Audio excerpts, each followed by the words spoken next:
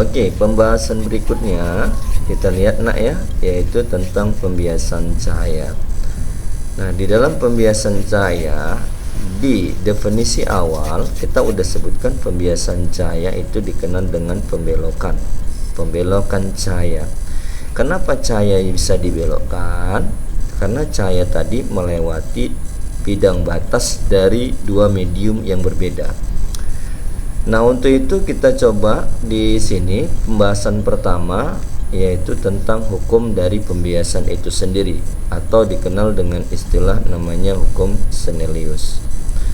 Nah, untuk hukum Snellius yang pertama menyebutkan jika ada sinar yang datang dari medium yang renggang lalu menuju sebuah medium yang rapat, maka sinar nanti akan dibelokkan dia mendekati garis normal. Itu kalau sinar ya.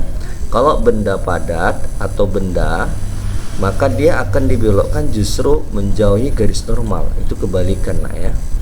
Nah, kita bisa ilustrasikan seperti ini. Misalkan ini bidang batas ya, bidang batas antara dua medium. Lalu medium yang pertama kita sebut udara. Nah, udara itu kita katakan sebagai medium yang renggang, indeks biasnya N1. Lalu yang rapat di sini ini air dengan indeks bias N2.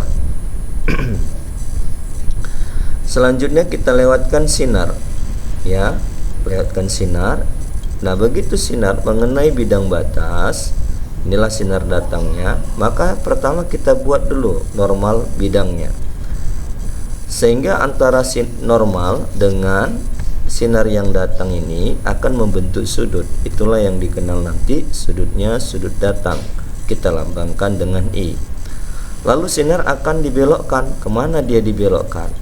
Ternyata kalimatnya di sini mendekati garis normal. Ini tadi normalnya, maka sinar yang terbentuk seperti ini. Nah, sudut yang terbentuk antara normal dengan garis sinar yang dibiaskan itu namanya sudut bias R ya. Nah, selanjutnya kalau seandainya sinar tadi datang dari medium rapat ke renggang, bagaimana dia?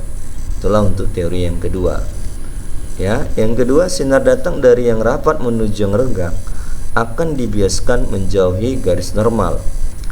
Kita ambil ilustrasi lagi. Ini tadi bidang batas, lalu ini kita sebutkan medium pertama air sebagai medium yang rapat, kemudian yang renggang udara, indeks biasnya N2, lalu sinar datang dari medium yang rapat, air.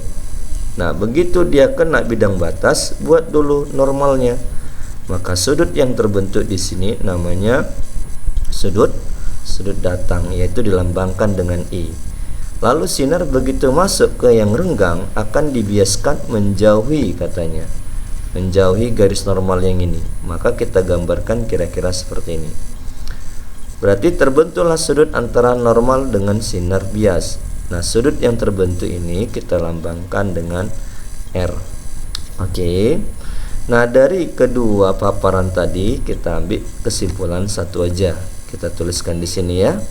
Nah, dengan demikian sesuai dengan hukum Snellius, sinus sudut datang dibagi dengan sinus sudut bias sama dengan yang dituju. Yang dituju siapa?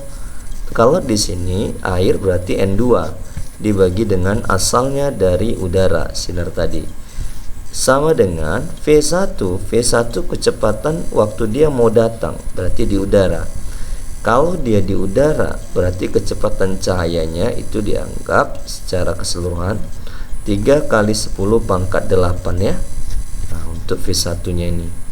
Lalu masuk ke air, tentu kecepatannya menjadi berubah. Nah, karena mediumnya di air jauh lebih rapat. Bagaimana dengan panjang gelombangnya? Panjang gelombangnya juga demikian. Pada saat dia datang, maka nilai panjang gelombangnya kita anggap lambda 1.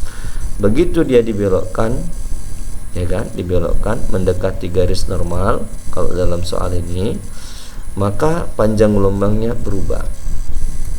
Jadi keterangannya kita tuliskan dulu.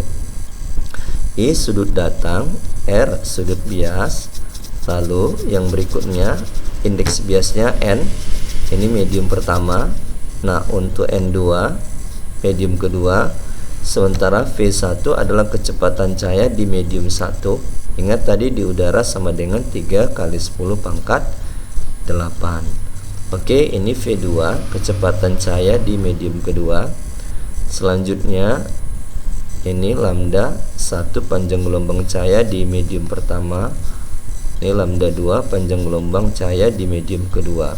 Nah, di sini inilah variabel yang berubah, yaitu arah sinar berubah. Kemudian indeks bias dari medium yang dilalui pasti berbeda. Kemudian kecepatan cahaya begitu masuk ke medium yang berbeda, nilainya jadi berbeda.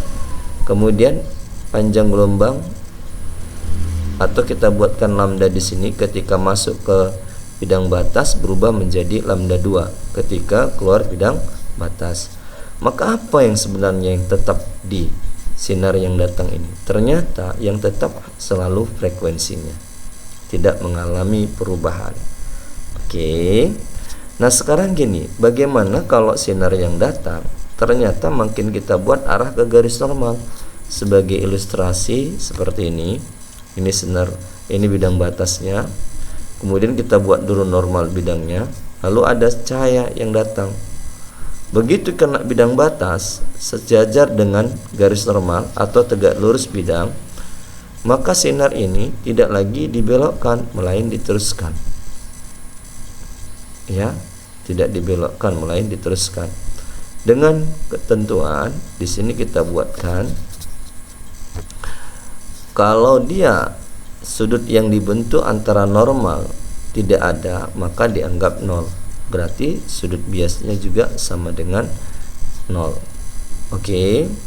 Nah, untuk selanjutnya kita akan bahas nanti N2 bagi N1.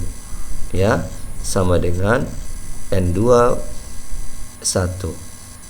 Ya, kalau nanti kita tulis N12 tertulis N12. Oke. Nah, untuk saat ini dulu pembahasan kita. Nanti kita lanjutkan ke video berikutnya.